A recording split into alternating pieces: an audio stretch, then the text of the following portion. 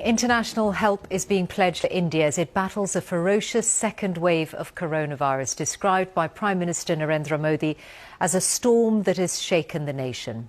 Almost 350,000 new infections were recorded in India in the latest 24-hour period, and 2,767 people have died. But experts say the actual numbers are likely to be much higher.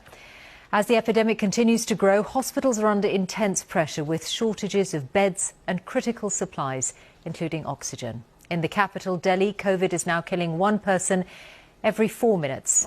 Our correspondent Yogita Limai reports from there. The capital is being ravaged at a frightening speed. With every pyre that burns, India's self-belief is dying. Each funeral is a story of personal loss and national shame. Charanjeev Malhotra has been helping to cremate the dead for decades. Now, he barely ever stops working. I've never seen such a terrifying situation. I can't believe that we're in the capital of India. People aren't getting oxygen and they're dying like animals, he says. We don't even have enough resources to cremate them properly. Outside, Shivangi Mehra is on the phone organising oxygen for the hospital she works in. Nothing is being done. I don't know government is sleeping or what they are doing. I am totally disheartened in the situation which I am seeing. Government is a literal failure. A person cannot live here in Delhi. A person cannot even die peacefully in Delhi. She's waiting to cremate her grandfather, who died, she says, because there wasn't enough oxygen. This small hospital in North Delhi is facing a daily struggle. Ma'am, we have been spending sleepless nights since last 1 week. I mean, at times we feel like crying because we are not able to help patient properly. Every day this is the same scenario. We are left only with 2 hours of oxygen, 3 hours of death, and we are only getting assurance from the system, no oxygen. And so, families are being told to organize oxygen. At one medical shop, we found people with empty cylinders waiting to buy their own supply for loved ones who urgently need it.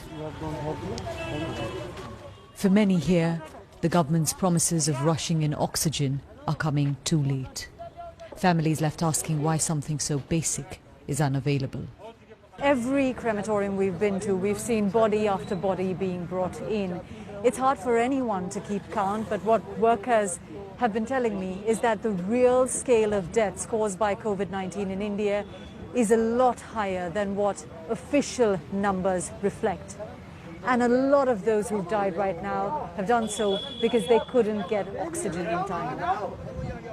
Jitender Singh Shanti runs a group of volunteers here. Even young people are dying.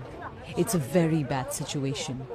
If it keeps getting worse, we'll have to burn bodies by the side of the road, he says. There is a sense of abandonment in this country.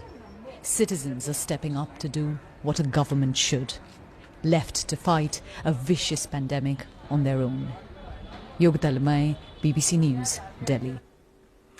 Well, tonight a first shipment of British assistance to India is leaving the UK. Other countries are also pledging support. Our diplomatic correspondent Paul Adams is here in the studio. What kinds of help is being sent, Paul? Well, Michelle, this was really the weekend when the world stood up and took notice of what's going on in India, not least because a wildfire of infections like that in a country as large as India, 1.4 billion people, is clearly not just a local danger, it's a global danger. And given those numbers, any reaction seems like a bit of a drop in the bucket. But those offers are coming in. The United Kingdom is sending 495 oxygen concentrators, 140 ventilators, and the Foreign Secretary Dominic Raab says there could be more.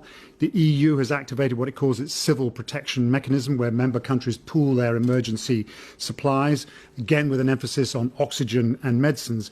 And the US, perhaps stung into action by moves on this side of the Atlantic, has said that it will immediately supply the raw materials for vaccines, and that'll involve reversing some export controls put in place back in February, and supply protective gear and medical equipment.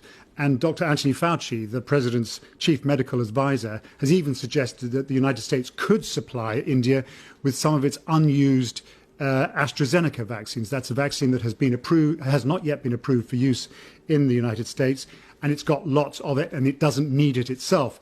It's already supplied some of it to Mexico and Canada earlier in the year, so it is coming under some pressure to do that for India as well. Paul Adams, thank you very much.